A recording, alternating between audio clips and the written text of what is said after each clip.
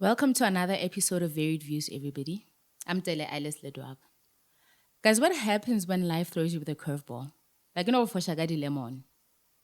They keep saying, make lemonades. But what happens if you don't have all the ingredients to make the lemonades? Well, I guess today is here to tell you to knock on as many doors as you potentially can for those ingredients. He will take us through his entrepreneurship journey, how he started with just 900 Rand, and what it took for him to eventually have the capabilities to manufacture his own product. So stick around, subscribe if you have not, hit the bell for future notification, and please hit the like button. 1, 2, 3, 4.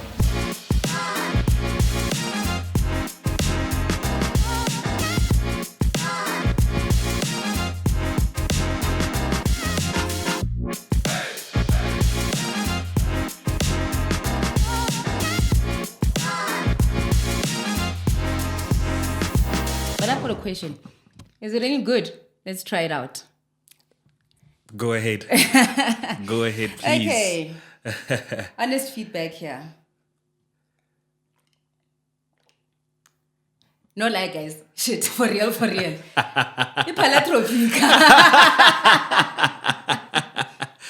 Things I like to hear. No, for real. We've got the owner, founder of the Mogurt product, Kgaugelo. Yes, thank you so much. Thank you so much for coming through. Thank you, ma'am. Thank you so much for having me. Yeah. Yeah. Mogurt. Yes. It told me like Cheapers. 2020, we are obviously the beneficiaries of COVID, if I can say so. Like everybody was hit by the pandemic, and I was looking for a job. I lost my job at that time. And it was that thing out, okay, what do I do in the meantime while I was looking for work?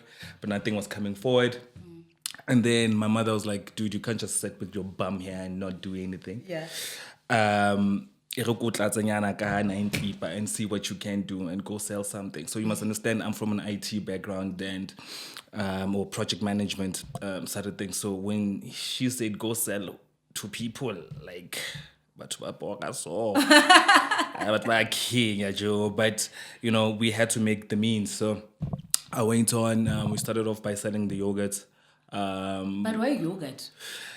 Honestly, it's something that fell on my lap. We were literally doing shopping, and some lady who was also selling yogurts herself, she's like, listen, this is where I buy the yogurts. You can also buy them and resell them.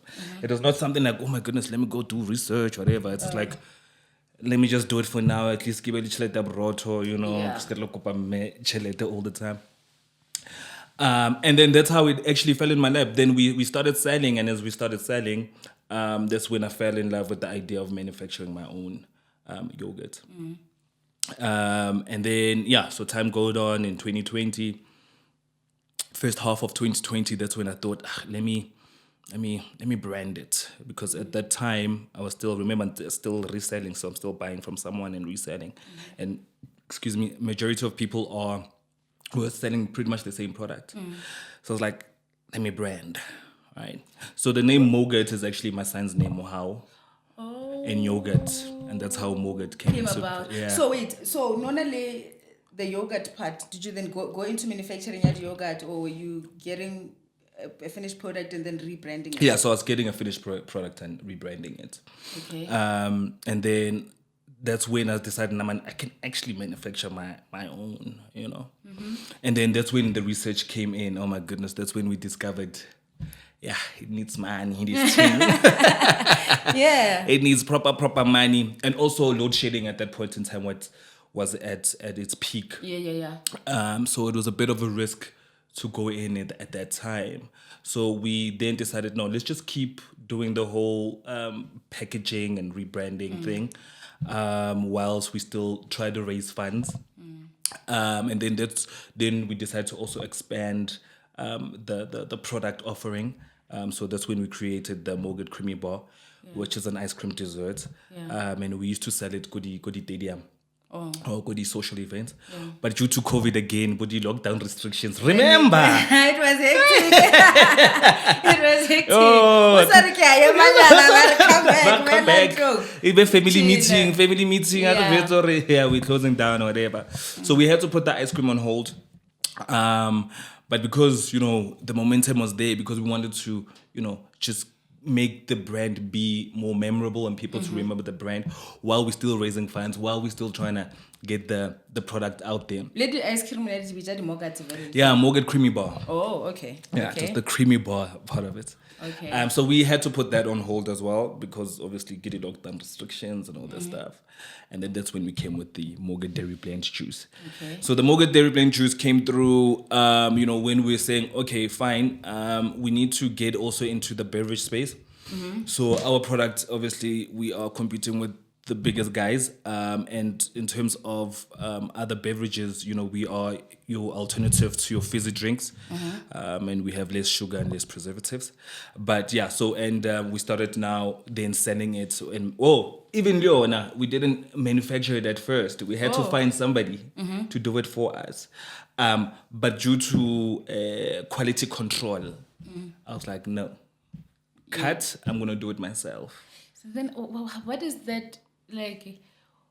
Who manufacturer juice, Joe? Like, what do you mean? like my mind can't fathom. Not Omari. I mean, I'm just thinking manufacturing. I'm thinking machinery. I'm thinking packaging. I'm thinking like. Yeah. So look, I mean, you make means, you'll find ways to do it, right? So when we got into the space, there's a company called Dynamico, and they do training regarding dairy products. Dynamico food ingredients, you can check them out. And then they took me throughout the process. Like, you can start small, you can literally start in your own kitchen. Oh, okay. Right. But obviously when you scale up, that's when the whole compliance thing come into play. Can I ask you a question? What goes into making, like, what ingredients are in here? So it's cow milk. There's, I can't give you all the ingredients. Yeah, but there's obviously condensed milk, cow milk, and also what we called this thing. It makes it thick. I forgot what it is. Yeah. I'll tell you now. Flip. Okay. But yeah, there's other ingredient which I will tell you. You know why I'm asking? Yeah. Like, normally, like, a juice is 100% orange juice. And then blend. Yeah, so this is not 100% juice. Let me just put it on record. Yeah, but I like even the 100% juices, like, Yeah. since you're like in the industry, maybe like I'm just confused. Like, or 100% orange juice. Yes. Blended in my mind. It means Yeah. you've blended it with something. Of course, there has to be blended with something in terms of putting in preservatives, because if it's on the shelf, it needs to be blended there, right? So, but looking at some preservative, or they put a bit of sugarnyana there. There are things that they put in. So it's not 100%. It's not 100% alone, unless, of course, again, now you must remember, now we are in, like, we call it the Red Sea. And why we call it the race, it's a very competitive space, right? So you want your product to be on the shelf and still be fresh. And for it to maintain its freshness, there are certain things that you need to put in there. So that's why I guess by getting that blend part of thing. Oh. Yeah. Okay, when I got about juice. But anyway. Yeah. So, but like, tell me, so you decide juice.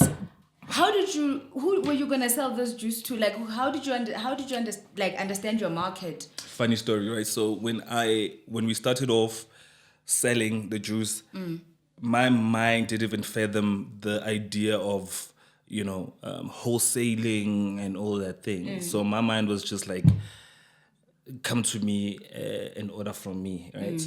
So I was selling good robotong, literally at the robots. Set out, put my truck there, branded, Gamal robotong. Juice, until it's like that's a spoo. You know how Swedish to do it. Go to taxi rank. Go to taxi rank, Yeah. So I went, Emma, and this guy came through to me.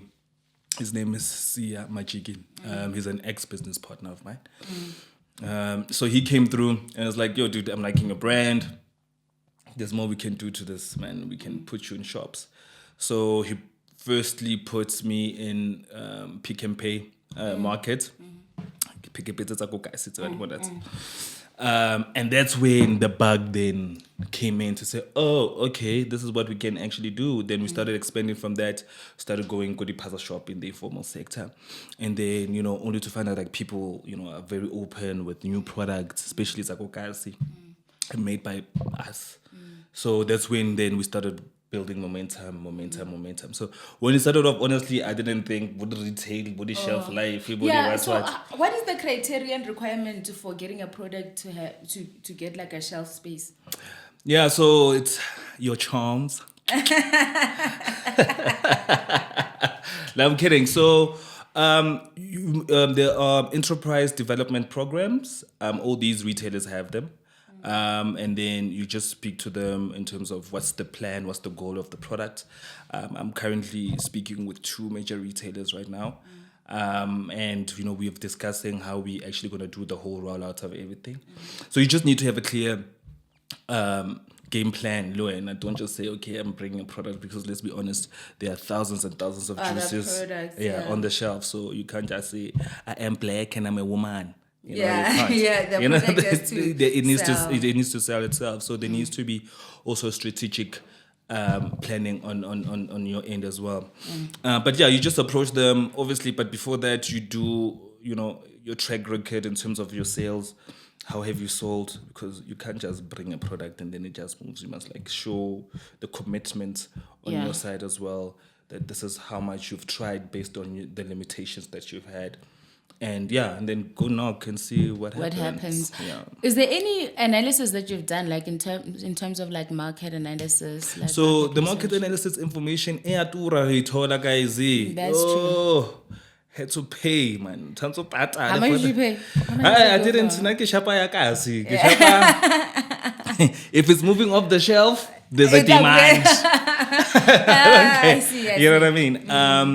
Look, I mean, you do get that information for Milk SA. I think they've got information there, but because they do everything about dairy products.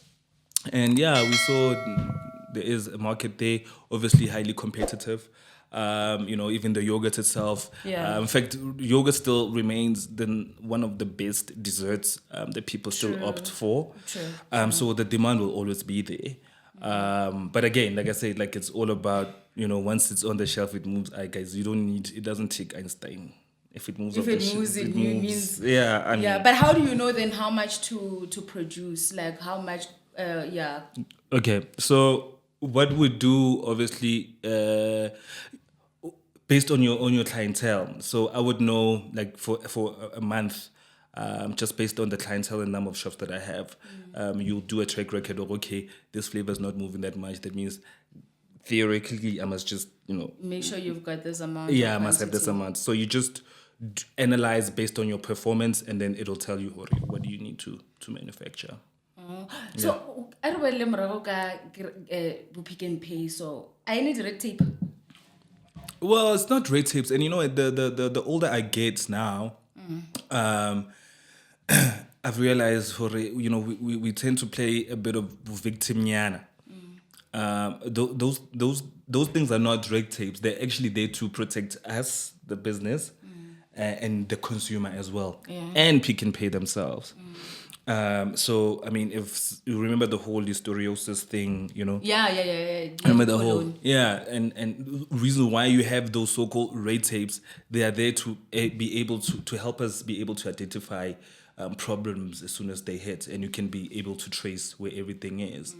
So you just need to then have to build those things in order to be accepted, understandably so. But before I was just angry, playing that whole but we are black, But what are some of those things that they're looking for, like? So obviously your food manufacturing standards. More than anything, food manufacturing standards is just a way of it's hygiene, basically, ensuring that your food does not get contaminated.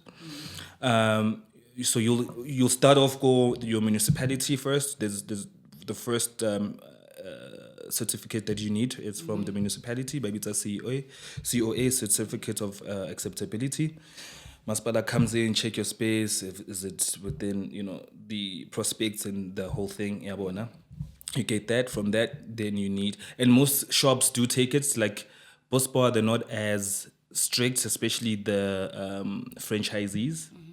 So they're not as strict. So as long as they have the COA, because they're kind of similar, but obviously they just want to be extra sure.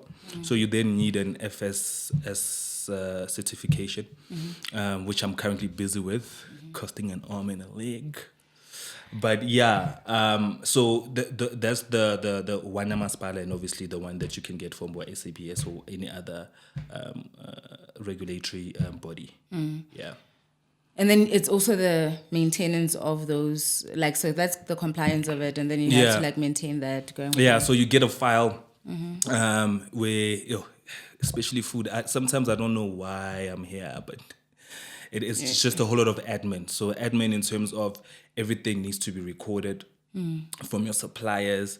They also need to give you certificates from the product. And then in terms of you maintaining the space as well, it's cleaned, it needs to be recorded. That's why even when you go to McDonald's, they by the bathroom, the registrar listed they always have to write, so we cleaned, because you so need you to want clean. to see. Yeah, so it needs to be recorded. Your fridges, they tested every 2 months. Hand swabs, you have to go for hand swabs, just so you don't have germs. So when are we builder, Watoma manufacturing, wa create the machinery and everything? I wish. I wish. So no, yeah, missionary. So people saw me on social media, like someone I know. That would be me. And yeah, so they were like, yo. In fact, even Dynamic, or the guys that came, to train us with this thing, they saw me on social media as well. They were like, dude, this is what we seeing what you're doing. Come, let's skill you. Let's give you skills on how to do this, and let's give you other products that you can manufacture. So there's still gonna be a lot of products coming in. And then the machinery guys also hopped in. Their name is Filmatic. They came in to say, okay, this is the machine that we have. We can loan you the machine, which I'm still paying. And then they came in to say, here's a machine. You don't have to give us money now. Now you can pay it installments. Yeah. And yeah, we built that relationship. But even now, in terms of the compliance thing, a company called Family Tree came in. I knocked at that. Now I knock, guys. I knock. Yo. Yeah. This thing must work, no matter what. I knock. Yeah. So Family Tree came in, and they helping us with the first phase of compliance. The renovation of the workshop itself. And then shout out to ABSA. I need to throw them in there. They also granted us a grant. ABSA, please grant us. They came in under obviously their business development program as well. Yeah. So we are busy with that as well. So yeah, so all these things came hanyani, like Ditla, because I knock. You mean, yeah. Yeah, I mean, when I went to NYDA, I think I was 35. Mind you, I turned 36 on Monday. Also, youth when. Getting good. Proper good. So I was like 35. Yeah, I remember 35. No, 34. Yeah. Turning 35. And obviously their brackets is 35, right? Kare ke tla sebisa boyuti bo ke tla You went to use a very... ke tla bo squeeze boyuti bo re squeezing in. I then knocked there by NYDA and Shemshum Babono Rashem, oh youth ya fela mo feng man.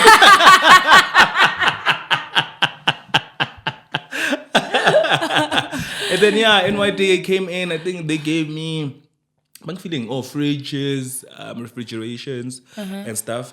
They give you the stuff or they give you the money for it? So they don't give you the money. They give the supplier. So you have to find the supplier, and then they pay the supplier, and then they deliver. And then which other government institution? Oh, GEP. Gauteng Enterprise Propeller. They came in, but there we also not. They also gave us stuff. Most people have a belief that getting government assistance requires Jojo. Do you find that? Have you ever been in a position? No, I would never. See, the thing is with me, I'm that person. Even if there's a traffic fine, like You'd rather pay. ngole ticket. Yeah, Yeah. that you wanna go pay, Uthole you ba get a emetse la ba negotiate. manje awenzi nix. Bhala. And don't you think like maybe the reason why most people feel that way is because maybe they're not following the right processes to get Absolutely. Without a doubt. So, to qualify for these things, you need to comply. And what compliance means is the basic things that we need to do in our business. Number one, register the damn business. yeah. Yeah. Have Yeah. a business that's registered. Have your records, financial statements recorded. You can do that. There's even people that government offer for that services. People who can do that for you. And then you make sure that you've got a tax pin. You pay your taxes. Come on, guys, man. Yeah. Ow. Mara, when do you take your financial statements seriously? Most people want financial statements when they're about to go get a loan. Of course, that's what we do. I mean, yeah, no. So, like I said, as I'm getting older, I'm realizing the importance of that, right? Even I think it was 2 months back, we went to a financial training and actually analyzing statements. Because normally we just give it to accountant. Hey, it's a number, say bloody blah. Yeah. And then Change. like, Take my pay statement. Yeah. If I went to Gonga, Yeah. that's right.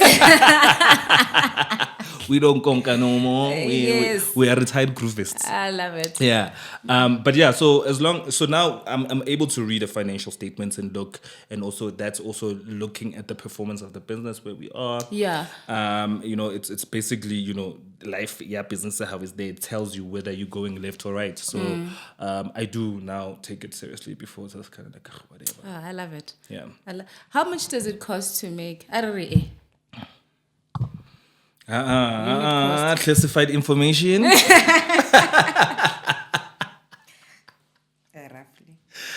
Also, Just the unit cost, like not even just like rough. I'm trying to think. I do have the number, but I don't want to be on the thingy on record. Okay, yeah. So it's no, like cut out. yeah. So please. No, cut it out. Don't worry. But yeah, no. Cost it's not a lot, man. It's like under. Let's just put it like that. Yeah, no, we're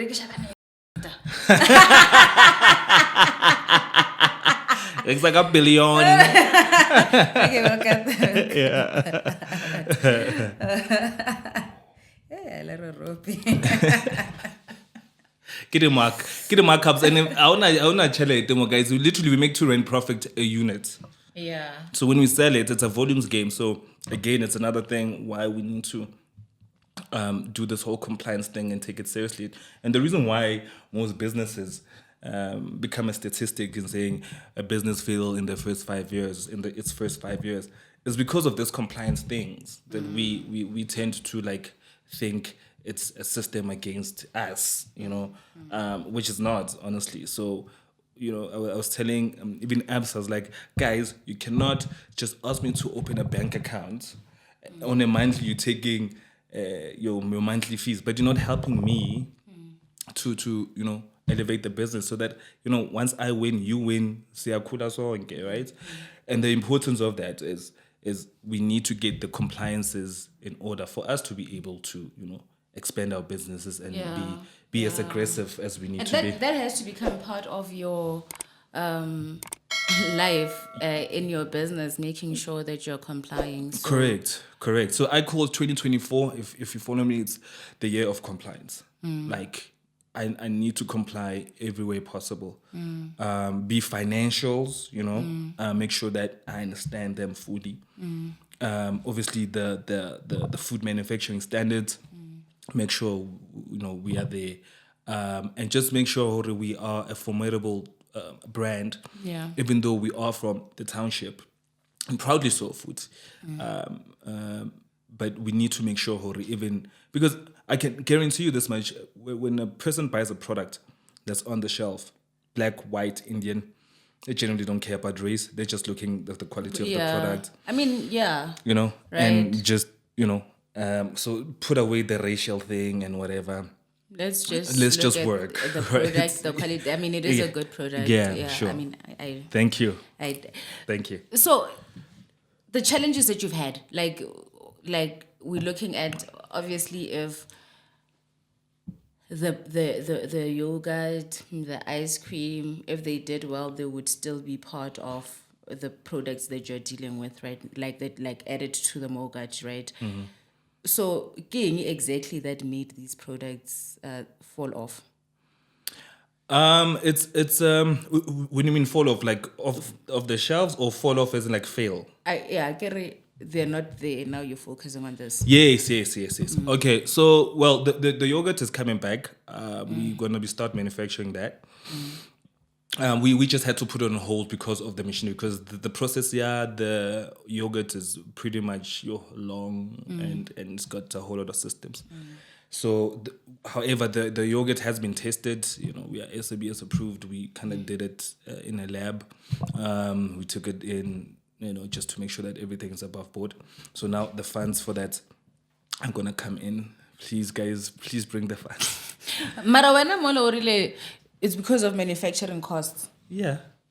that they didn't work out. So I'm No. trying to understand. So it's not manufacturing cost. So what I meant there was to say Overheads. it was because of the cost of machinery. Oh, right? okay, the okay. So, but it yeah. is part of manufacturing cost, Yeah. So the cost of the machinery at that point was too high, and then I was still new, so I didn't understand the whole costing thing, and also the whole health and safety and food manufacturing thing. Yeah. So they didn't fail because they were not successful on the shelf. Okay, to answer your question, was probably yes. The manufacturing costs were a bit too high, and it was a bit of a risk also, like a load shedding, and the brand hasn't been known. So the whole thing of packaging it and, you know, branding Mogurt to make Mogurt well known, so that once we have the yogurt coming, it's a simple plug and play, and it just runs because everybody knows the Mogurt juice.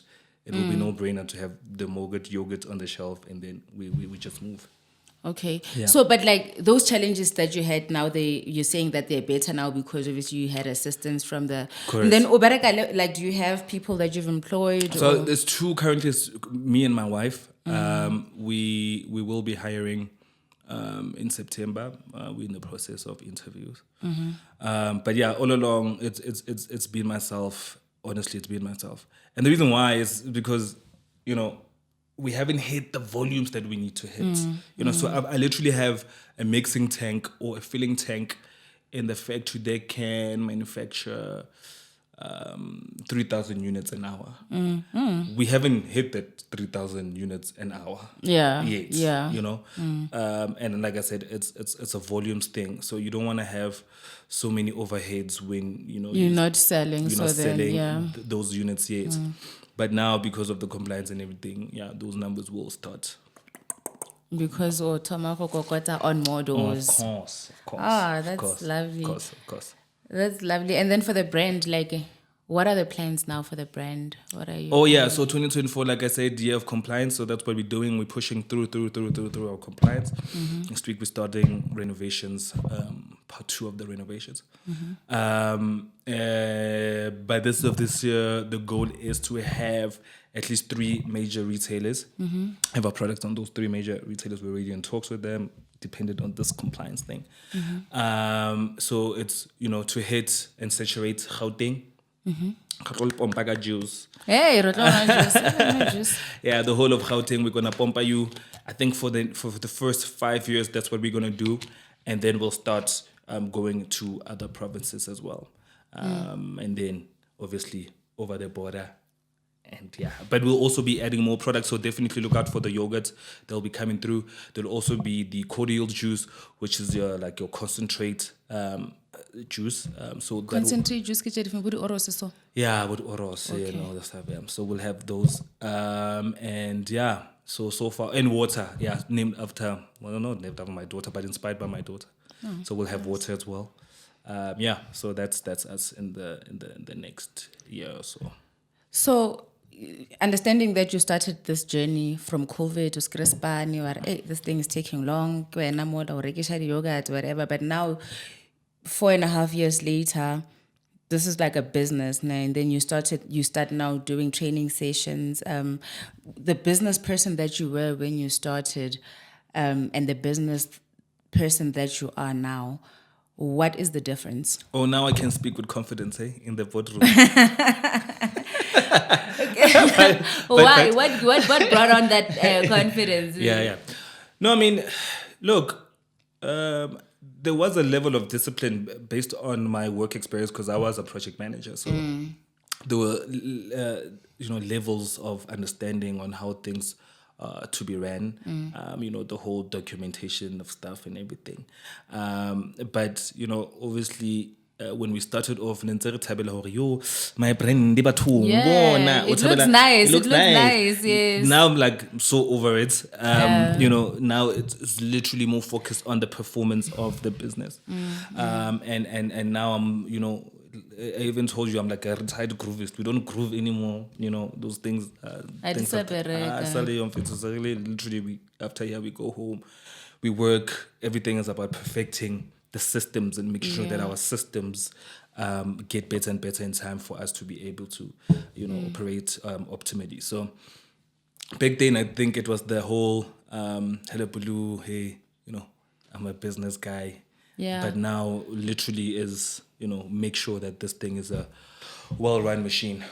Yeah. So I know that you're doing these training sessions, right? And I think maybe it's to fill up some skills gap that you probably might have identified within your business. How are they helping? Yeah. Like the trainings that you do. Oh, immensely, man. More especially, last month I was at the JCCI exporting program. Because when we thought exporting, just jump the border and sell, start selling. Even that has its own requirements, its own certification that needs to be done.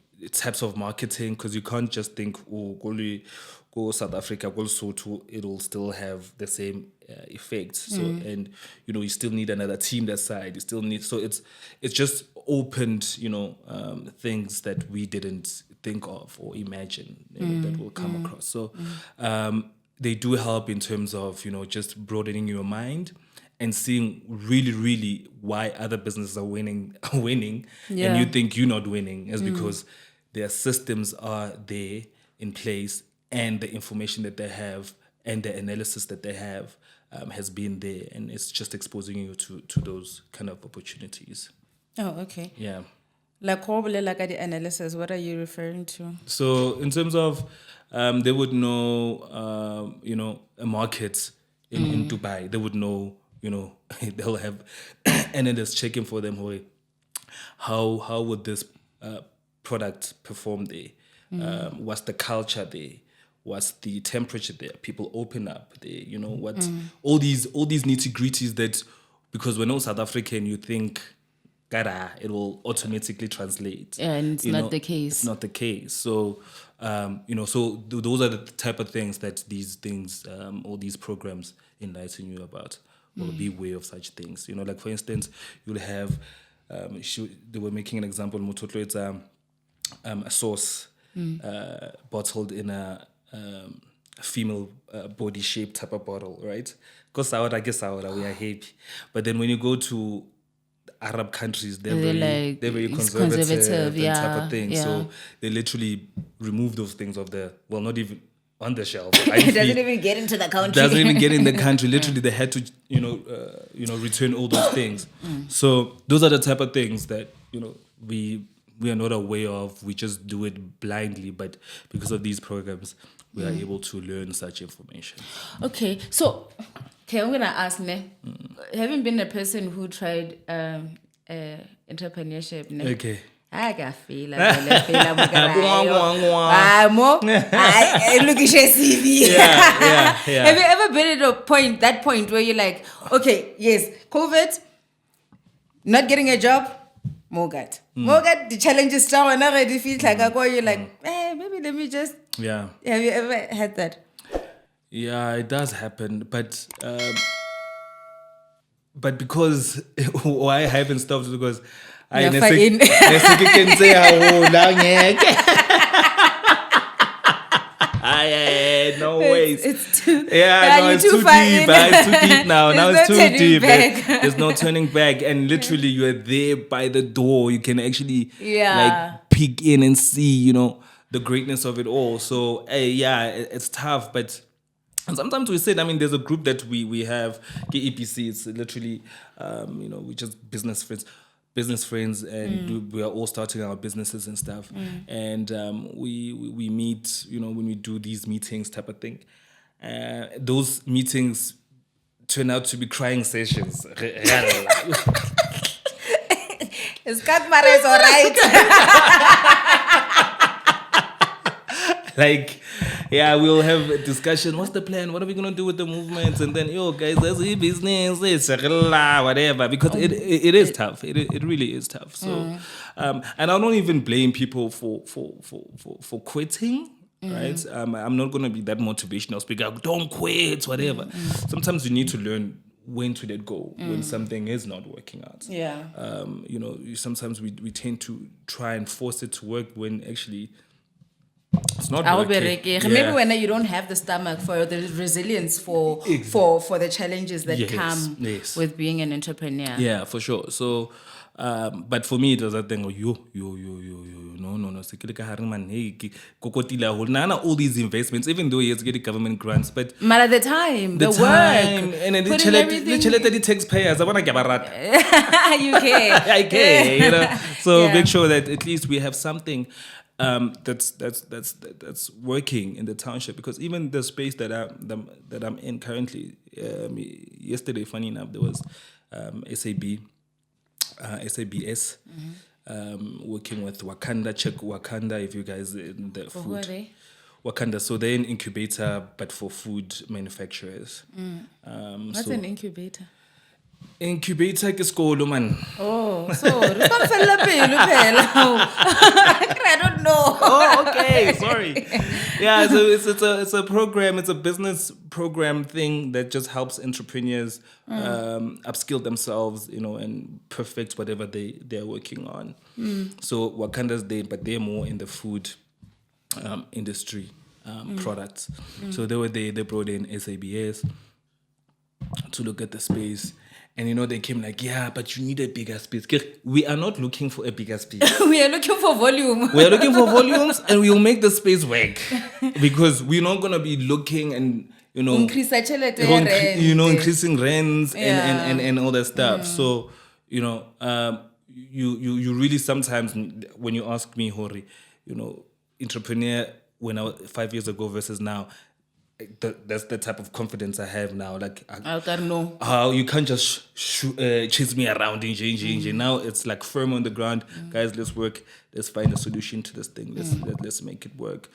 So SABS came through yesterday, and we again just working in partnership with the right people as well helps you to make sure, Hori. Because I think the first round we lost a lot of money because we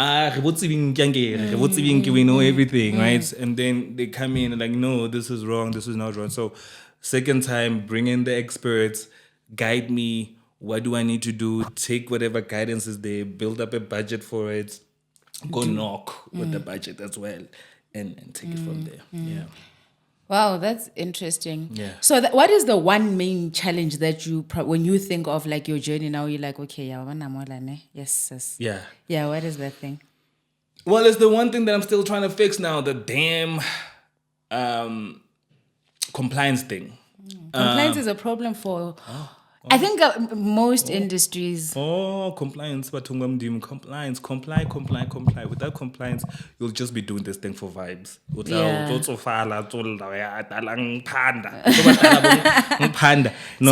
what is the hectic thing, the compliance that's giving you like a challenge? What like? It's obviously the cost. The cost of it all. Because it's more of the structural, but because it's twofold. So compliance is twofold. It's the structural and obviously the admin side of things. So the admin is easy. It's just you just need to record everything, you know. And I'm not an admin person, but anyway, I just need to be an admin person now, and just record everything. But the costly one is the structural one. So there's just a lot of things. I just on Twitter with Econ. I mean, yeah, Econ. Econ, kids are doing no man. You know what I mean? But you know, you need ventilation type of thing. So Yeah. So yeah, just the cost of it. That's the problem. And it's like something that you have to go through. You have to. And then I mean, and I hate it's it. Like I'm having an epiphany now. Like I hate when people. Well, years ago, not now anymore, because I'm very dull. I think I'm dull. Umzal. Yeah, Yes. You know, when motivators would say, you have to go through the tough times. Like, how corny can you be? Right? That's so corny, right? Yeah. But in reality, you have to go through the tough times. You Yeah. really have to. Unfortunately, I tried. Now sometimes, I'm like, why? Let's find another way. But unfortunately, how no other way? You literally have to go through it. Yeah. Okay. Yeah. That's Walela. And then because obviously, you know, it's either you're looking for a job or you're looking to start something, right? And if you, for somebody who's thinking, you know what, I'm drawing motivation from this guy. COVID came, yara, mo karikitlo yama forever. Let me start something. If you were going to give that person advice, what would it be? I mean, it's. I know it's a daunting task. It's you know, quarter to depression. I'm sure most of you are there. But you know, my thing is, don't put too many irons on your stove. In other words, just concentrate in perfecting this thing, so that once you go onto the different levels or another level, you know, you've perfected this thing in such a way that when you accelerate yourself into the next level, it becomes seamless. When you're still on the foundation, right? In fact, I was telling my group, we're just doing foundation. We haven't even started building. Yeah. Yeah, it's still foundation. So be happy with that foundation thing, because it is where you learn a lot. It's where you improve yourself as an individual. It's where you learn the ins and outs of the industry. So always look for that silver light or the silver lining in everything. You know, I know it's kind of like dark, it's confusing, you know, but always look for that, you know, for that silver lining in everything. So take this as a learning, you know, opportunity, but also do not stay there. You know, always it's a human spirit. It's humanly. It's a humanly thing to always strive for survival. I mean, even under COVID, we still survived. You know, even when, you know, Ramaphosa re ska groove mara ne tse re batla ho Yeah, you found a way. you found a way. Yo ne ke kere Korea ye ngwe ya. Yeah. Di bev di tswa di le kae? Polokwane di tla kae? Heidelberg. Come on. Ke di You know, you survived. You found ways to survive and live even under those conditions. So use that concept even with your business, that even in the darkest time, find means to survive, find means, and just concentrate. Yeah, on I it. love that. Yeah. And I think the you're a true reflection of it's easy for us to give up, right? And you didn't just start worry. Just let's start, let's go. You understand? You had like challenges along the way, and then you had to you pivoted along the way until, you know, and then I mean, years later you're still in it, and then that is the realities of what you will find when you get into a new space, or you know, especially business, or even with employment. You know, like when you start that new job, you can get in there being confident, or I've been doing this for so long, but you get in there, they're doing things totally different. Correct. You understand? So you have to maneuver and be able to adapt within those spaces. And I think what I love is the fact that you are having a product that we can, you know, hold, and somebody can literally get inspired by saying, you know what, I've always had an idea of starting something, but it's not going to be easy. And when I do come with those challenges, I need to find a way of making it work. Correct. And that's the reality of it. Because the first time you get that first hiccup, then utlonyo go quit, you know what I mean? Yeah. And that's when you should just survive that first because you're saying what close to 5 years later you're still dealing with the compliance issues and now you're having a different understanding and respect for it now as opposed to then Absolutely. when you started. And Absolutely. this is something that you have to deal with. Absolutely. Once you got the hang of it, you've moved, you've got different fights to fight. Absolutely. Absolutely. I love that. Absolutely. I really love that. Absolutely. I think we've come to the end of the show. Yes. Cheers. I love your energy. So guys, if you're considering a business, it is a good idea. Sometimes we have ideas. Have you ever had an idea where it's the first and last thing you think of in the morning and when you go to bed at night? The reality of the matter is those ideas are good, but implementation is not that easy. And in reality is you have to overcome the challenges that come with implementing your ideas. Take from Kgaugelo over here, who's showed us that it's actually it's not easy, it's challenging, but it's doable. Personally, I'm proud of him. And I am, honestly, I am. It's an inspiring story. And I think if you're inspired by it, I think just learn from him. Also, I would like to find out from you if you are interested in any kind of product and what are the challenges that you're having. Who knows? Kgaugelo might just guide us, right? If you're looking for a grant and you've got questions about grants. I'm no bank, my day. But he knows who to call. Alrighty, guys. Thank you so much for tuning in. Please like, subscribe, and share the video. I'll catch you next week. Peace be with you. Enjoy your weekend. Cheers. Bye. Bye. 1, 2,